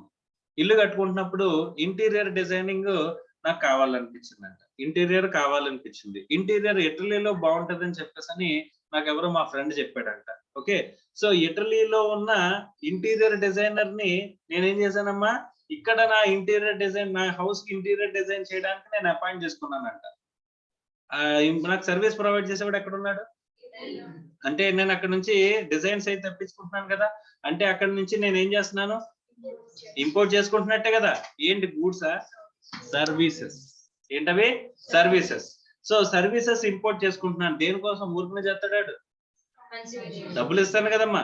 So for consideration. కానీ ఇది నేను బిజినెస్ కు అంటే నేనైనా లాడ్జిక్ కానీ లేకపోతే హోటల్ కింద కానీ కడదాం అనుకుంటున్నానా, కాదు కదమ్మా. నేను దేనికి ఉపయోగించుకుందాం అనుకున్నాను, నేను సొంతంగా పర్సనల్ గా ఉంటున్న ఇంటికి నేను ఉపయోగించుకుందాం అనుకుంటున్నాను. Is it business? In the course or furtherance of business అవుతుందా ఇది? So in the course or furtherance of business అయినా అవ్వకపోయినా, ఇంపోర్టేషన్ ఆఫ్ సర్వీస్ జరిగితే, ఫర్ కన్సిడరేషన్ జరిగితే, అక్కడ ఏం జరిగినట్టు, సప్లై జరిగినట్టు. సార్ సప్లై ఎవరు చేసినట్టు, సప్లై ఆఫ్ సర్వీస్ ఇటలీలో ఉన్న ఇంజనీర్ ఎవడైతే ఉన్నాడో, ఇంటీరియర్ డిజైనర్ ఎవడైతే ఉన్నాడో, వాడు ఏం చేసినట్టమ్మా, నాకు సప్లై ఆఫ్ సర్వీసెస్ అనేవి చేసినట్టు. Is it clear or not? Yes or no? So ఈ ఇంపోర్టేషన్ ఆఫ్ సర్వీసెస్ చేసి, ఫర్ కన్సిడరేషన్ చేసినా సరే, అక్కడ ఖచ్చితంగా ఏమి ఉండాల్సిన అవసరం లేదు, in the course or furtherance of business ఉండవలసిన అవసరం లేదు. ఉండకపోయినా సరే దాన్ని ఏమంటారు, సప్లై అంటారు. సప్లై అంటే ఇక్కడ ఏమవుతుంది, టాక్సబుల్ ఈవెంట్ జరిగినట్టు. టాక్సబుల్ ఈవెంట్ జరిగితే ఏమొస్తుంది, జిఎస్టీ అనేది లెవీ అవుతుంది. టాక్సబుల్ ఈవెంట్ జరిగితే ఖచ్చితంగా ట్యాక్స్ లెవీ చేయాలని ప్రీవియస్ రిజైమ్ ఆఫ్ ట్యాక్సెస్ లో కూడా మనం మాట్లాడుకున్నాం కదా. అక్కడ మనకి మ్యానుఫ్యాక్చర్ చేస్తే సెంట్రల్ ఎక్సైజ్ పడేది, సేల్ చేస్తే విత్ ఇన్ ద స్టేట్ లో సేల్ చేస్తే వ్యాట్ పడేది, అవుట్ సైడ్ ద స్టేట్ లో సేల్ చేస్తే సిఎస్టీ పడేది. ఇదంతా ఎందుకు పడేది, అక్కడ టాక్సబుల్ ఈవెంట్ మనం చేసాం కాబట్టి. ఇక్కడ టాక్సబుల్ ఈవెంట్ ఏంటి, సప్లై. అంటే సప్లై చేస్తే కనుక, సప్లై డెఫినిషన్ లో ఇంక్లూడ్ అయిన ప్రతి ఆస్పెక్ట్ చేస్తే కనుక అక్కడ ఏమవుతుంది, టాక్సబుల్ ఈవెంట్ జరిగినట్టే. టాక్సబుల్ ఈవెంట్ జరిగితే ఏమవుతుంది, అక్కడ టాక్సెస్ అనేవి లెవీ అవుతాయి. Sir no, is it clear or not? Right. Sir ఎవరు కట్టాలి అమ్మా, ఎవరు కట్టాలి అంటే, ఎవరు కట్టాలి అనేది ఇప్పుడు మనం మాట్లాడుకోవట్లేదు, అసలు టాక్సబుల్లా కాదా అనేది మాట్లాడుకుంటున్నాం. అర్థమైందా? సో వీడు ఇటలీ వాడిని పిలిచి, ఇటలీలో ఉన్న నువ్వు ఇక్కడికి వచ్చి రిజిస్ట్రేషన్ చేయించుకుని నువ్వు ట్యాక్స్ కట్టాలని చెప్పేసి మనం అంటున్నావా, అది ఎవరు కట్టాలి ఏంటనేది ఇంకా ప్రస్తుతానికి మనం మాట్లాడుకోవట్లేదు. Is it clear or not? అర్థమైందా?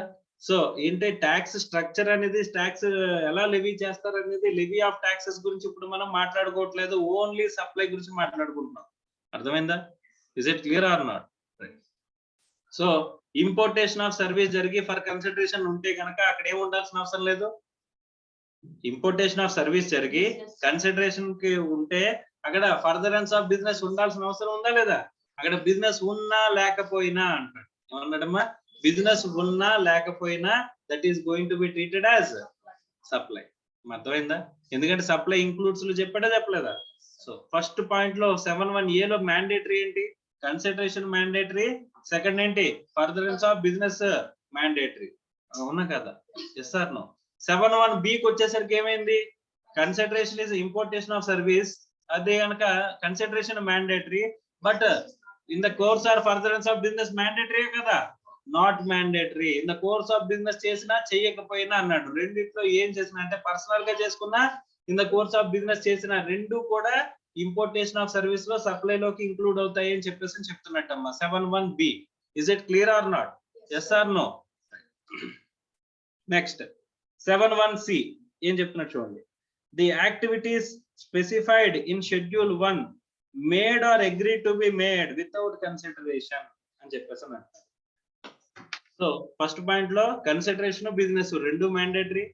బి పాయింట్ లో ఇంపోర్టేషన్ ఆఫ్ సర్వీస్ వచ్చేసరికి, ఫస్ట్ పాయింట్ ఏంటి, all forms of supply of goods or services or both. అక్కడ ఏంటి mandatory, consideration mandatory, business mandatory.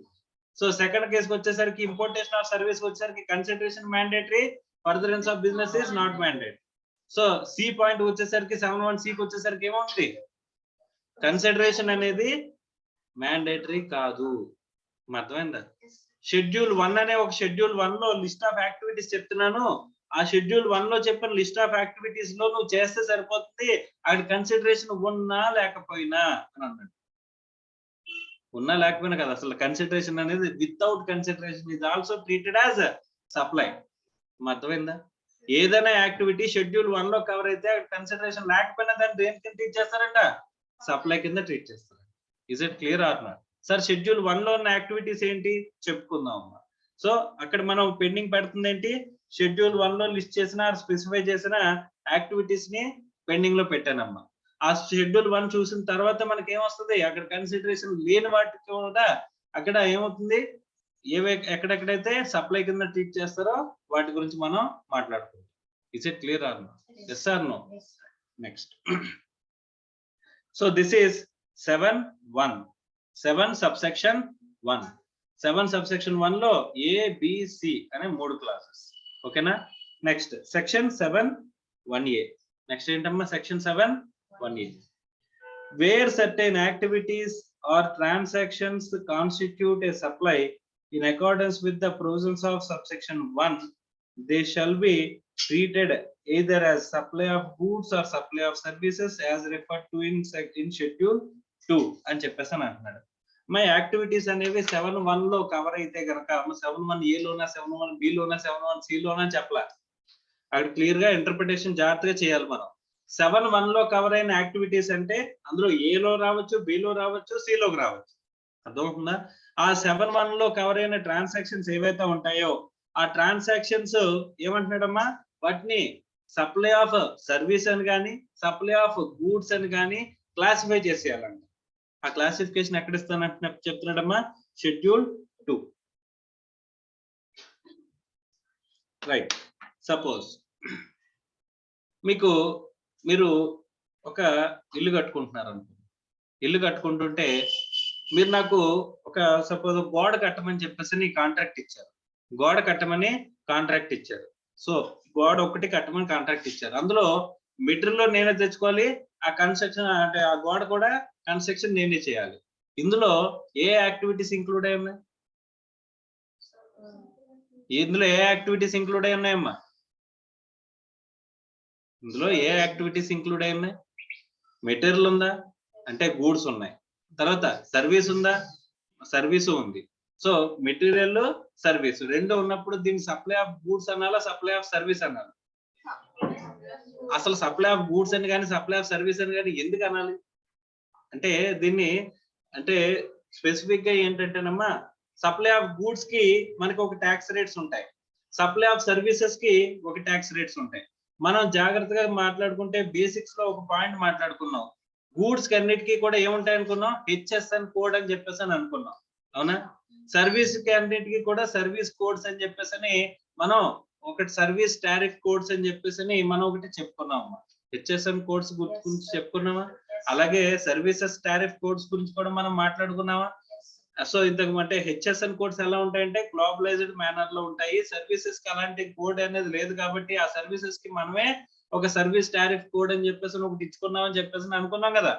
So ఇప్పుడు మనం చేసే సప్లై ఇది సప్లై ఆఫ్ గూడ్స్ లోకి వస్తే హెచ్ఎస్ఎన్ కోడ్ లో ఎదుర్కోవాలి, అది సప్లై ఆఫ్ సర్వీసెస్ లోకి వస్తే ఎస్టిసి సర్వీస్ టారిఫ్ కోడ్స్ లోకి వెళ్ళి ఆ కోడ్ వెతుక్కోవాలి. ఎందుకంటే ఎలా ఐడెంటిఫై అవుతుందమ్మా, percentage specific percentage of tax అనేది ఈ సర్వీసెస్ కి ఇంత ట్యాక్స్, మనకి ఎన్ని ట్యాక్స్ రేట్స్ ఉన్నాయనుకున్నాం బేసిక్స్ లో మాట్లాడుకున్నాం, 0%, 5%, 12%, 18%, 28%, ఇవన్నీ కూడా ఐజిఎస్టీ రేట్స్ అని చెప్పేసి అనుకున్నాం.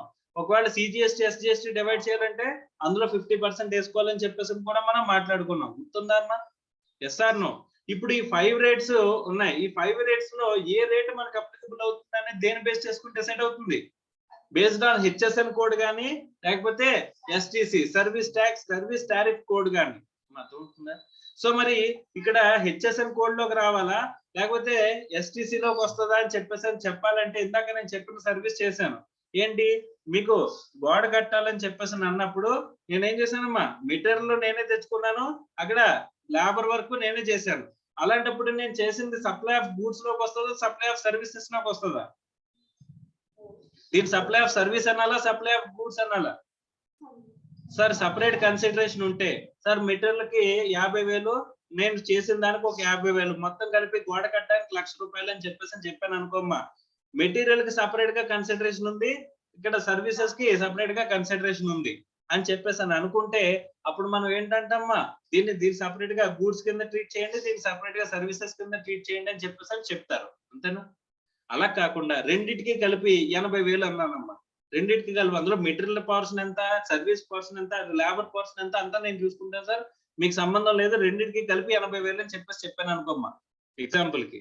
ఓకే, సో ఇప్పుడు దీన్ని supply of material, supply of goods అనాలి, సప్లై ఆఫ్ సర్వీస్ అనాలి? సప్లై ఆఫ్ గూడ్స్ అనాలా, సప్లై ఆఫ్ సర్వీస్ అనాలి? సప్లై ఆఫ్ గూడ్స్ అన్నారు అనుకోమ్మా, నేను సర్వీసెస్ కి చార్జ్ చేయట్లేనట్టు. సప్లై ఆఫ్ సర్వీస్ అన్నారు అనుకోమ్మా, గూడ్స్ కి నేను చార్జ్ చేయట్లేనట్టు. కానీ రెండింటికి కలిపే కదా చార్జ్ చెప్పాను. కన్సిడరేషన్ అనేది అన్డివైడెడ్ గా ఉంది కదమ్మా, ఎస్ ఆర్ నో? సో అందులో మెటీరియల్ పోర్షన్ ఎంత, లేబర్ పోర్షన్ ఎంత అనేది నేను బైఫర్కేట్ చెప్పానా? ఏమీ చెప్పలేదు. మరి అలాంటప్పుడు ఇక్కడ సప్లై ఆఫ్ గూడ్స్ అని కానీ సప్లై ఆఫ్ సర్వీస్ అని కానీ బైఫర్కేట్ చేయాల్సిన అవసరం ఉందా లేదా? ఉంది. ఎందుకంటే కనుక సప్లై ఆఫ్ గూడ్స్ లో అన్నారు అనుకోమ్మా, ఏంది ఎక్కడ చెక్ చేయాలి మనం? హెచ్ఎస్ఎన్ కోడ్ లో చెక్ చేయాలి. అదే దీన్ని సప్లై ఆఫ్ సర్వీస్ కింద ట్రీట్ చేశారు అనుకోమ్మా, ఎక్కడ చెక్ చేయాలి? ఎస్టిసి కోడ్ చెక్ చేయాలి. అది చేసి దానికి స్పెసిఫిక్ గా ఏ రేట్ ట్యాక్సబుల్ అవుతుందో చూసి ఆ రేట్ వేసి మనం ఏం చేయాలి, ఇన్వాయిస్ లో ఆ ఎస్టిసి కోడ్ కానీ హెచ్ఎస్ఎన్ నెంబర్ కానీ వేసి మనం ఏం చేయాలి, ఇన్వాయిస్ అనేది ఇష్యూ చేయాల్సిన అవసరం ఉంది. Is it clear or not? Tax invoice లో మనం ఖచ్చితంగా హెచ్ఎస్ఎన్ నెంబర్ ఆ ఎస్టిసి కోడ్ వేయాలని చెప్పేసి అనుకున్నావా లేదా? Yes or no? మరి అలాంటప్పుడు మనం సర్వీసెస్ ని కానీ మెటీరియల్ సర్వీస్ రెండు కలిపి కనుక ఉన్నట్లయితే దాన్ని దేంట్లో క్లాసిఫై చేయాలి? ఏదర్ సప్లై ఆఫ్ గూడ్స్ కింద కానీ సప్లై ఆఫ్ సర్వీస్ కింద కానీ ఏదో ఒక దాంట్లోకి క్లాసిఫై చేయాలా లేదా? ఆ క్లాసిఫికేషన్ చేసిందే షెడ్యూల్ 2 చేసిందంట. అర్థమైందా? Is it clear or not? Suppose restaurant కి వెళ్తారమ్మా, రెస్టారెంట్ లో మీకు ప్రొవైడ్ చేసేది సప్లై ఆఫ్ గూడ్సా, సప్లై ఆఫ్ సర్వీసా? రెండు ఉంటాయి కదా. దీని సప్లై ఆఫ్ గూడ్స్ అనాలి, సప్లై ఆఫ్ సర్వీస్ అనాలి?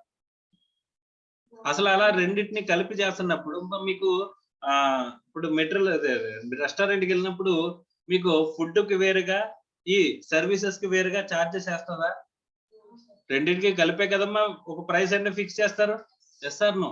సో అలాంటప్పుడు ఇప్పుడు మీరు దీన్ని సప్లై ఆఫ్ గూడ్స్ లోకి తీసుకోవాలా, సప్లై ఆఫ్ సర్వీసెస్ లోకి తీసుకోవాలా అని చెప్పేసి అంటే అలా బైఫర్కేట్ చేయాల్సిన అవసరం ఎందుకు వచ్చింది? Why? Because only 2 types of numbers, that is HSN code or STC only ఉన్నాయి. సో ఏదో సర్వీసెస్ లోకి వస్తే ఎస్టిసి లోకి రావాలి, అదే గూడ్స్ లోకి వస్తే హెచ్ఎస్ఎన్ లోకి రావాలి. అది క్లాసిఫికేషన్ కావాలంటే ఏదో రెండిట్లో ఒకదానికి మనం ఏం చేయాలి, క్లాసిఫై చేయాలి. ఈవెన్ దో రెండు ఉన్నా సరే ఒకదాని కింద క్లాసిఫై చేస్తారంట. అలా క్లాసిఫై చేసింది ఎక్కడ చేశారంట? షెడ్యూల్ 2. ఎక్కడ చేశారంటమ్మా? షెడ్యూల్ 2 లో మనకి క్లాసిఫికేషన్ అనేది స్పెసిఫై చేశారంట. Is it clear or? 7 first ఎక్కడ కవర్ అవ్వాలి? 7(1) లో సప్లై కింద కవర్ అవ్వాలి. మా అర్థం అవుతుందా? 7(1) లో సప్లై కింద కవర్ అయితే ఆ తర్వాత దాన్ని ఏంటి, ఏదో సప్లై ఆఫ్ గూడ్స్ కింద కానీ సప్లై ఆఫ్ సర్వీస్ కింద కానీ రెండిట్లో ఒకదాని కింద మనం ఏం చేయాలి, బైఫర్కేట్ చేయాలి.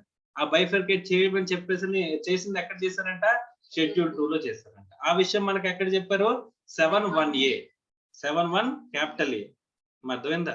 7 బ్రాకెట్ లో 1 క్యాపిటల్ ఏ. అర్థమైందా?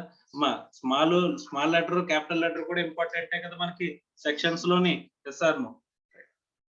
సో షెడ్యూల్ 1 దేన్ని రిప్రజెంట్ చేస్తుంది? The activities considered as supply which are even without consideration. General గా 7(1)(a) లో మనకి ఏం చెప్పారు? Consideration mandatory, business mandatory. 7(1)(b) లో ఏం చెప్పారు? Consideration mandatory, business not mandatory. But 7(1)(c) లోకి వచ్చేసరికి కన్సిడరేషన్ ఇస్ నాట్ మ్యాండేటరీ. అంటే కన్సిడరేషన్ లేకుండా కూడా చేసే సప్లైస్ ని మనం ఏమంటామంట, ఇక్కడ సప్లై లోకి ఇంక్లూడ్ అవుతాయంట. అలా ఇంక్లూడ్ అయ్యేది ఎక్కడ చెప్పారంట? షెడ్యూల్ 1. మరి షెడ్యూల్ 1 అనగానే మనకి ఏం గుర్తు రావాలి? వితౌట్ కన్సిడరేషన్ అని గుర్తు రావాలి. షెడ్యూల్ 2 అనగానే మనకి ఏం గుర్తు రావాలి? Either to bifurcate as a supply of goods or supply of services. ఎందుకు బైఫర్కేట్ చేయాలనేది మనకి ఏం గుర్తు రావాలి? Only 2 types, only HSN code or STC. So రెండిట్లో దేనిలో ఒక దాంట్లోకి తీసుకురావాలి ఆ గూడ్స్ ఆ సప్లైని గూడ్స్ లోకి తీసుకొస్తే హెచ్ఎస్ఎన్ లోకి తీసుకెళ్ళాలి, సర్వీసెస్ లోకి తీసుకెళ్తే ఎస్టిసి లోకి తీసుకెళ్ళాలి. దేనిలోకి తీసుకెళ్ళాలి అనేది ఎక్కడ చెప్తారు? షెడ్యూల్ 2 లో చెప్తారంట. అర్థమైందా? నెక్స్ట్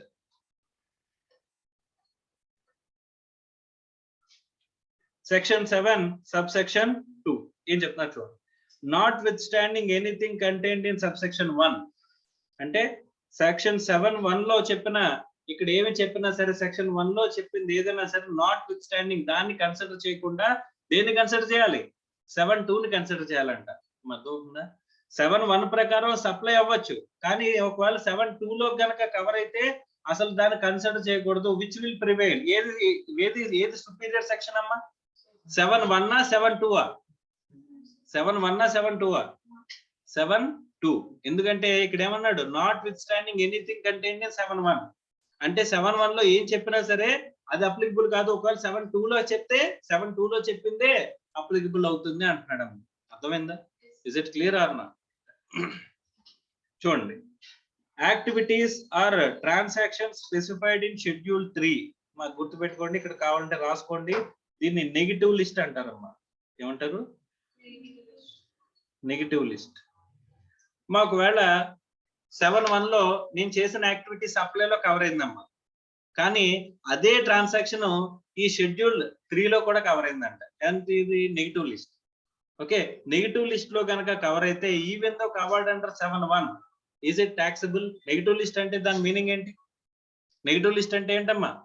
ఇక్కడ చెప్పిన యాక్టివిటీస్ నెగిటివ్ లిస్ట్ లో చెప్తే కనుక దాని మీద ఏముండదు, సప్లై కింద ట్రీట్ చేయరు, ట్యాక్స్ అనేది లెవీ చేయరంట. మరి నెగిటివ్ లిస్ట్ అంటే ఏంటి? అక్కడ ట్యాక్స్ అనేది లెవీ చేయము అని చెప్పేసి చెప్తున్న aspects. Is it clear or not?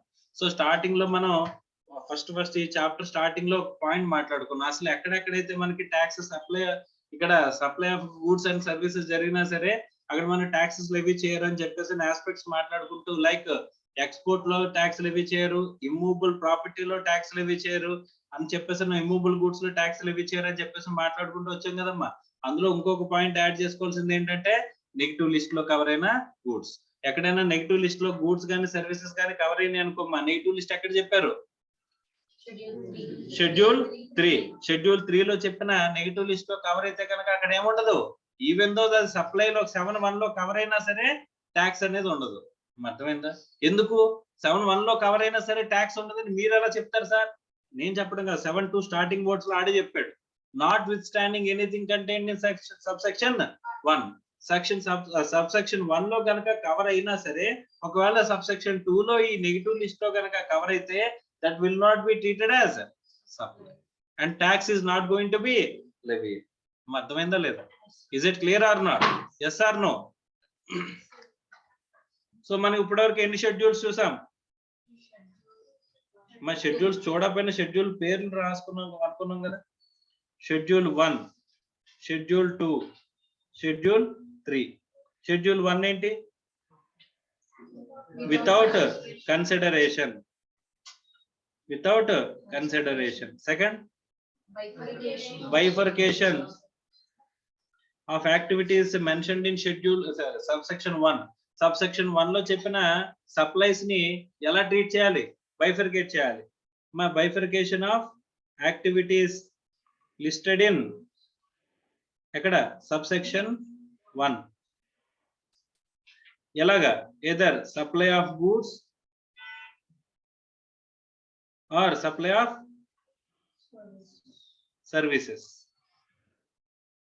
Supply of goods అయితే HSL, supply of services అయితే STC. Is it clear or not? Next 3, schedule 3 ఏంటమ్మా? Negative list. నెగిటివ్ లిస్ట్ కున్న స్పెషాలిటీ ఏంటి? ఒకవేళ ఇక్కడ చెప్పిన యాక్టివిటీస్ ఎక్కడ కవర్ అయినాయి? 7(1) లో కవర్ అయినా సరే దాని సప్లై కింద తీసుకో. దాని సప్లై కింద తీసుకోవాలా? సప్లై కింద తీసుకోవాల్సిన అవసరం లేదు. ఎందుకంటే అది అక్కడ ఎక్కడ చెప్పాడు? 7 సబ్సెక్షన్ 2 లో స్టార్టింగ్ వర్డ్స్ లోనే చెప్పాడు. Not with standing anything contained in subsection 1. Subsection 1 లో ఏం చెప్పినా సరే ఇక్కడ అప్లికబుల్ కాదు. అంటే సెక్షన్ 7 సబ్సెక్షన్ 2 లో చెప్పిన ఇక్కడ 2A 7(2A) లో చెప్పిన నెగిటివ్ లిస్ట్ లో కవర్ అయింది అనుకోమ్మా, అక్కడ 7(1) లో కవర్ అయినా సరే 7(2A) అప్లికబుల్ అవుతుంది. నెగిటివ్ లిస్ట్ లో చెప్పాడు కాబట్టి అది టాక్సిబుల్ కాదు. ఓకేనా? అక్కడతో ఆపేయలేదు, ఇంకొక పాయింట్ ఉంది. 7(2B).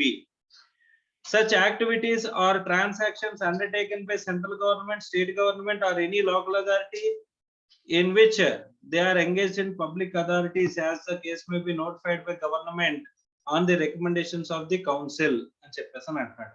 ఓకే, సో ఇక్కడ సెంట్రల్ గవర్నమెంట్ కానీ స్టేట్ గవర్నమెంట్ కానీ పబ్లిక్ అథారిటీస్ కింద వాళ్ళు ఏం చేశారంట? సప్లైస్ చేస్తున్నట్లయితే ఆ సప్లైస్ ని దేని కింద ట్రీట్ చేయారంట? ఈవెన్ దో సబ్సెక్షన్ 1 లో వాళ్ళు చేసిన సప్లై కింద ఉన్నా సరే దాన్ని సప్లై కింద తీసుకోము, ఎందుకంటే 7(2) లో కవర్ అయ్యింది అని చెప్పేసి చెప్తున్నాడు. అర్థమైందా? ఇది కూడా central government or state government provide చేసే నెగిటివ్ లిస్ట్ ఇది కూడా. కాకపోతే ఇది ఎవరు ప్రొవైడ్ చేస్తారు? స్పెసిఫిక్ గా central government or state government supplies. అమ్మ central government state government supplies చేస్తున్నాయని చెప్పేసి అనుకుంటే కనుక అదే పబ్లిక్ అథారిటీస్ కింద వాటిని బిజినెస్ అంటారా అనరా? బిజినెస్ డెఫినేషన్ లో చూసాము కదా, బిజినెస్ అంటారు అని చెప్పేసి మాట్లాడుకున్నాం కదమ్మా. Yes sir no. So business అన్నా సరే ఇక్కడ నెగిటివ్ లిస్ట్ లో కనుక చెప్పినట్లయితే 7(2) లో కనుక స్పెసిఫిక్ గా చెప్పినట్లయితే 7(2)(b) లో చెప్పినట్లయితే వాటిని దేనికని ట్రీట్ చేయారంట? సప్లై కింద ట్రీట్ చేయారు. అంటే అక్కడ గవర్నమెంట్ చేసే సర్వీసెస్ కి గవర్నమెంట్ చేసే సప్లైస్ మీద ట్యాక్స్ లెవీ చేయాల్సిన అవసరం ఉందా? లేదు సార్. అది లిస్ట్ ఎవరిస్తారు sir? On the recommendations of the GST council. ఎవరిస్తారంటమ్మా? జిఎస్టి కౌన్సిల్ రికమెండేషన్స్ మీద తీసుకుంటారంట. అర్థమైందా? Is it clear or not? So దీనికి సపరేట్ షెడ్యూల్ అంటే ఇచ్చారా? ఇవ్వలేదండి. ఓకేనా? లాస్ట్ లో పదం చూడండి వాడాడు, shall be treated neither as supply of goods nor supply of services అంటారు. నైదర్ నార్ అంటే రెండు కాదు. ఇక్కడ నెగిటివ్ లిస్ట్ లో కవర్ అయినా లేకపోతే central government or state government చేసిన supplies as a public authorities కింద అది ఎక్కడ చెప్పారంట? జిఎస్టి రికమెండేషన్స్ ఇచ్చారంట. ఆ జిఎస్టి రికమెండేషన్స్ ఇచ్చిన యాక్టివిటీస్ ని నైదర్ సప్లై ఆఫ్ గూడ్స్ కింద కానీ నార్ సప్లై ఆఫ్ సర్వీసెస్ కింద కానీ రెండింటి కింద ట్రీట్ చేయరంట. అర్థమైందా? If it is covered under 7(2)(a) or 7(2)(b. అర్థమైందా? 7(1) లో సప్లైలోకి వచ్చినా సరే ఇక్కడ చెప్తే ట్యాక్సబుల్ కాదా? ఎస్, ట్యాక్సబుల్ కాదు. ఎందుకు? 7(1) లో చెప్పినా సరే ఇక్కడ ఏది ప్రివేల్ అవుతుంది, ఏది సుపీరియర్ సెక్షన్ అవుతుంది? 7(2). అనుకున్నావా లేదా? సో ఇన్ఫీరియర్ సెక్షన్ ఏమో 7(1), సుపీరియర్ సెక్షన్ ఏమో 7(2). When compared to 7(2), so 7(1) is inferior section. Yes sir no? So అలాంటప్పుడు ఏది అప్లికబుల్ అవుతుంది? 7(2). ఒకవేళ 7(2) లో ఏదైనా చెప్తే అక్కడ అది సప్లై కింద ట్రీట్ చేయబడుతుంది, ట్యాక్సబుల్ ఈవెంట్ కింద రాదు. అర్థమైందమ్మా? అది 7(2) లో ఏ లో గానీ 7(2) లో బి లో గానీ. Sir no? 7(2) లో A negative list schedule 3. So 7(2) లో B central government or state government as a public authorities కింద చేసే సప్లైస్. అర్థమైందా? Is it clear or not? Next 7 subsection 3. Subject to subsection 1, 1(a), 2, the government may, on the recommendations of the council, specify by notification the transactions that are to be treated as supply of goods and are not as supply of services, and supply of services and not as a supply of goods. ఇక్కడ 7(1) లో mention చేసిన వాళ్ళు కానీ 7(2) లో mention చేసి కానీ 7(1)(a) లో మనకు మెన్షన్ చేసి కానీ ఏదైనా వాటిని జిఎస్టి కౌన్సిల్ రికమెండేషన్స్ తో గవర్నమెంట్, ఏ గవర్నమెంట్ అమ్మా అక్కడ? Central government, state government? అక్కడ గవర్నమెంట్ అని అన్నాడు. గవర్నమెంట్ అంటే రెండు గవర్నమెంట్స్ కవర్ అవుతాయి, ఎందుకంటే సిజిఎస్టి ఎస్జిఎస్టి రెండు ఉంటాయి కదా, అందుకోసం. సో 7(1) లో కానీ 7(1)(a) లో కానీ 7(2) లో కానీ ఏదైనా చెప్పిన యాక్టివిటీస్ ని government on the recommendations of the GST council ఏం చేయొచ్చు? ఈ సప్లై ఆఫ్ గూడ్స్ అవుతుంది, సప్లై ఆఫ్ సర్వీస్ అవ్వదని కానీ, సప్లై ఆఫ్ సర్వీసెస్ లోకి వస్తుంది, సప్లై ఆఫ్ గూడ్స్ లోకి రాదని కానీ మార్చొచ్చా లేదా? ఆ మార్చే పవర్ ని ఎక్కడ పెట్టుకున్నారు? 7(3) అనే సెక్షన్ లో రాసి పెట్టుకున్నారమ్మా. అది అప్లై చేయాలా లేదా అనేది ఎవరి రికమెండేషన్ తో వెళ్తుంది? జిఎస్టి కౌన్సిల్ రికమెండేషన్ తో వెళ్తుందంట. అర్థమైందా సార్? ఇప్పుడు నెగిటివ్ లిస్ట్ లో మెన్షన్ చేసిన ఒక ఐటమ్ ని నేను ట్యాక్సబిలిటీలో తీసుకురావాలని అనుకుంటున్నారంట గవర్నమెంట్. నెగిటివ్ లిస్ట్ లో చెప్పిన ఒక ఐటమ్ ని ఇప్పుడు ట్యాక్సబిలిటీలోకి తీసుకొద్దామని చెప్పేసి అనుకుంటుందంట గవర్నమెంట్. సో తీసుకురావచ్చా లేదా? తీసుకొచ్చే పవర్స్ గవర్నమెంట్ ఉంటాయా ఉండవా? On the recommendations of the GST council, so supply of goods ని సర్వీసెస్ కింద కానీ, సప్లై ఆఫ్ సర్వీసెస్ ని గూడ్స్ కింద కానీ దాన్ని ట్రీట్ చేసి దాని సప్లైలోకి తీసుకొచ్చే అవకాశం అనేది ఎక్కడ ఉంటుందమ్మా? 7(3) లో పెట్టుకున్నారు. అర్థమైందా? 7(1) లో చెప్పినా, 7(1)(a) లో చెప్పినా, 7(2) లో చెప్పినా ఏదైనా ఒక సర్వీస్ సప్లై ఆఫ్ గూడ్స్ ఉన్నది అనుకోమ్మా, దాన్ని సర్వీసెస్ కింద మార్చొచ్చా? సో సర్వీసెస్ ఉంటే దాన్ని గూడ్స్ కింద మార్చొచ్చా? ఇవి ఎక్కడ పెట్టుకున్నారంటమ్మా? సెంట్రల్ గవర్నమెంట్ దగ్గర పెట్టుకున్నారు. But on the recommendations of the GST council చేస్తామని చెప్పేసి చెప్పుకున్నారు. ఆ పవర్స్ పెట్టుకున్నారు, అంత ఎక్సెస్ చేస్తారా లేదనేది వాళ్ళ ఇష్టం. అందే అంటే ప్రాక్టికల్ గా day to day activities of the transaction లో చూసి వాళ్ళు ఏం చేస్తారమ్మా, మార్చాలనుకుంటే on the recommendations of the council మార్చే అవకాశం అనేది ఉంటుంది. Is it clear or not? So this is section 7. మా సెక్షన్ 7 లో మనం ఏమేమి చూసేసి చెప్పండి. ట్యాక్సబుల్ ఈవెంట్ అనేది ప్రత్యేకంగా ఎక్కడ కవర్ అయింది? 7.1 లో కవర్ అయింది. 7.1 లో ఎన్ని క్లాసెస్ ఉన్నాయి? 3. ఒకటేంటి? ఏ 7.1 ఏ ఏముంది అందులో? All forms of supply of goods or services or both such as అని చెప్పేసి కొన్ని ఎగ్జాంపుల్స్ ఇచ్చాడు. అందులో ఇంకా ట్రాన్సాక్షన్స్ కావాలంటే ఇంక్లూడ్ అవుతాయి. కానీ అక్కడ ఏం జరగాలి? Consideration mandatory, business mandatory. Okay, తర్వాత సెకండ్ ఏంటి? Importation of service. ఇక్కడ consideration mandatory, business not mandatory. 7.1 ఏముంది ఇక్కడ? కన్సిడరేషన్, వితౌట్ కన్సిడరేషన్ కూడా దీన్ని సప్లై కింద ట్రీట్ చేస్తామనే కేసెస్. అర్థమైందా? సో తర్వాత 7.1 7.1 లో ఏం చెప్పారు?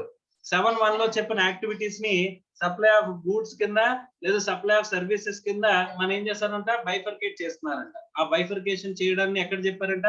షెడ్యూల్ 2. తర్వాత 7.2 లో మనకి చెప్పారంట. 7.2 లో మళ్ళీ ఏమున్నాయి? 2 సెక్షన్స్, 2 సబ్ సెక్షన్స్ ఉన్నాయి. ఒకటేంటి? అసలు 7.2 గురించి మాట్లాడుకునేటప్పుడు 7.2 స్టార్టింగ్ వర్డ్స్ ఏమున్నాయి? Not with standing anything contain in sub section 1 అన్నాడు. అంటే దాని అర్థం చెప్పండి. 7.1 లో కవర్ అయినా సరే 7.2 లో కవర్ అయితే కనుక ఆ 7.1 లోది ఇంకా తీసుకోము. అర్థమైందా? సో 7.2 లో ఏం చెప్పారంట? 7.2 లో ఏం చెప్పారు? షెడ్యూల్ 3 నెగటివ్ లిస్ట్ అని చెప్పారు. అలాగే బి ఏం చెప్పారమ్మా? Central or state government public authorities కింద ప్రొవైడ్ చేసే సర్వీసెస్ ని on the recommendations of the GST council ఏం చెప్పినాడమ్మా?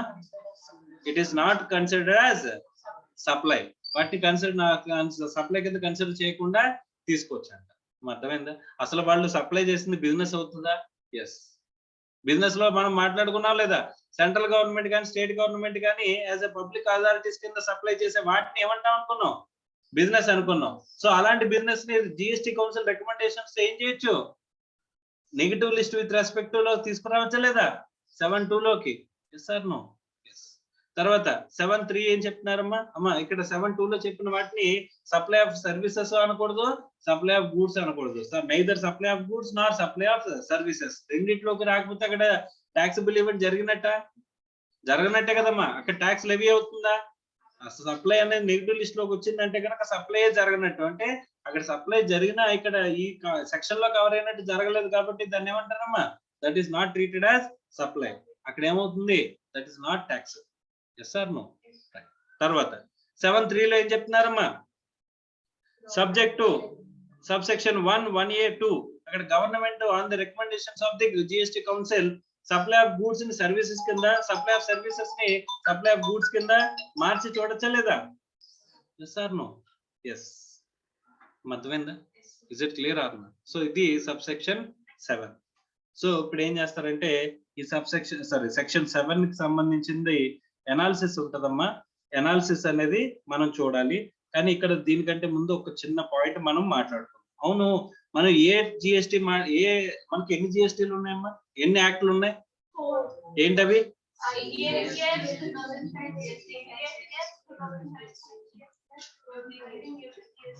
So CGST act,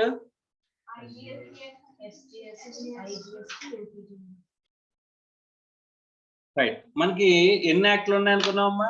CGST,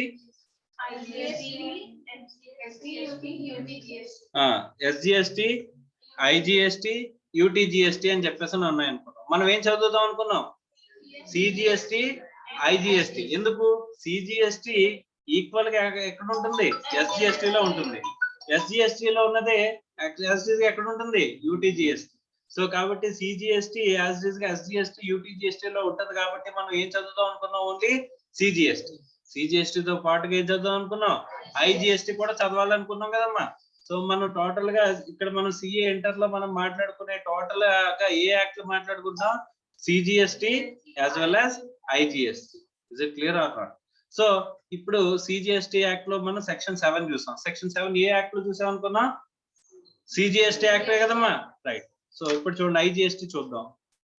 Provisions of scope of supply under CGST Act have also been made applicable to IGST Act wide section 20 of the IGST Act అని చెప్పేసి అన్నారు. చాలా simple. Okay, ఏంటి CGST Act లో 7 ఏదైతే ఉందో అది యాజ్ ఇట్ ఈస్ గా తీసుకొచ్చి IGST Act లో సెక్షన్ 20 కింద అప్లై చేస్తున్నారంట. అంటే సప్లై అనేది తేడా ఉందా? సప్లై అనేది IGST Act లో కూడా సేమ్ ఉందంటమ్మా, అర్థం అవుతుందా? IGST Act లో కూడా సప్లై అనేది CGST Act లో ఏదైతే చెప్పారో అదే సేమ్ యాజ్ ఇట్ ఈస్ గా IGST Act లో కూడా ఉంది అని అన్నారు. ఇప్పుడు మళ్ళీ మనం చదువుకోవాలి, ఏం చదవాలి? నెంబర్ చదివితే సరిపోద్ది. CGST Act లో section 7 equals to IGST Act లో section 20. Is it clear or not? అంతే, మిగతాదంతా same to same. Is it clear or not?